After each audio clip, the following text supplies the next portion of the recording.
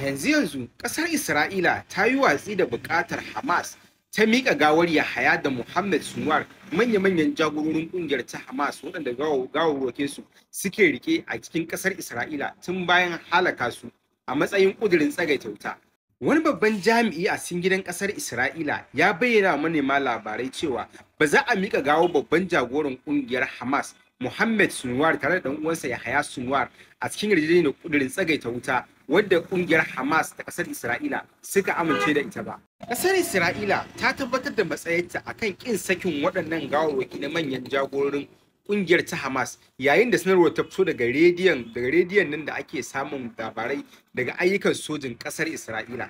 Babban jami'in ya bayyana cewa yarjejeniyar tsagaita wuta da ke tsakanin ƙasashen guda biyu bata amince da miƙa gawarwakin sunwar ɗin guda biyu a cikin sharaɗi ba. Ko da yake an bayyana cewa har zuwa wannan lokaci sanarwar bata fito kai tsaye daga ofishin Firaminista Netanyahu ba. Sai dai an bayyana ɓullar wannan rahoto ta kafar watsa labaran soji na nufin miƙa saƙo na kai tsaye ga ƙungiyar Hamas da kuma masu shiga tsakani akan wannan tattaunawa ta miƙa gawarwakin manyan jagororin ƙungiyar ta Hamas Yahaya Sinwar da ɗan uwansa Muhammad Sinwar ba abin tattaunawa ne wanda zai yiwu ba. Dalilin siyasa da kuma manufar cikin gidan ƙasar Isra'ila an bayyana cewa ƙin amincewa da miƙa gawarwakin manyan shugabannin na ƙungiyar Hamas ka iya dakushe karuwar farin jinin ta Hamas, kasancewar idan gawarwakin suka tafi ga kungiyar Hamas an bayyana cewa kungiyar ta Hamas za ta gabatar da jana'izar gawarwakin manyan shugabannin nata a cikin zirin Gaza, wanda hakan zai kara kungiyar farin jini da kuma tarin masoya da kara amintaka da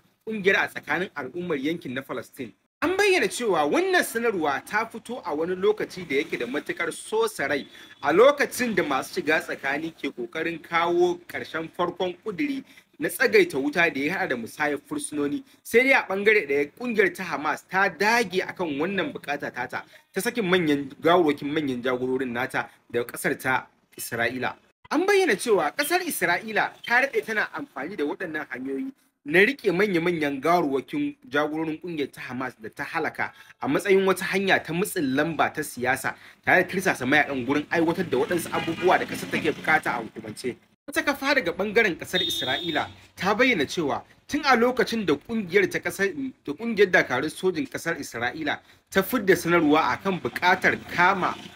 kama Muhammad Sinwar ko kuma Yahaya Sinwar a cikin yakin da yake gudana a yankin Gaza a mace ko a raye, batun gawarsa ya zama babban wani abin tattaunawa a cikin zirin Gaza a tsakanin Falasɗinawa, yayin da matuƙar buƙatar dawo da gawarsa gida ta kasance maudu'in farko a gaba-gaba a tsakanin ƙungiyar ta Hamas. Sai dai a ɓangaren ƙasar Isra'ila tana ganin rike gawarwakin manyan shugabannin na ƙungiyar Hamas yana taka rawa a gurinta, musamman gurin tirsasa ƙungiyar mayakan samar da wani zama na gaba domin tattaunawa akan waɗansu abubuwa da ƙasar take buƙata daga gare su.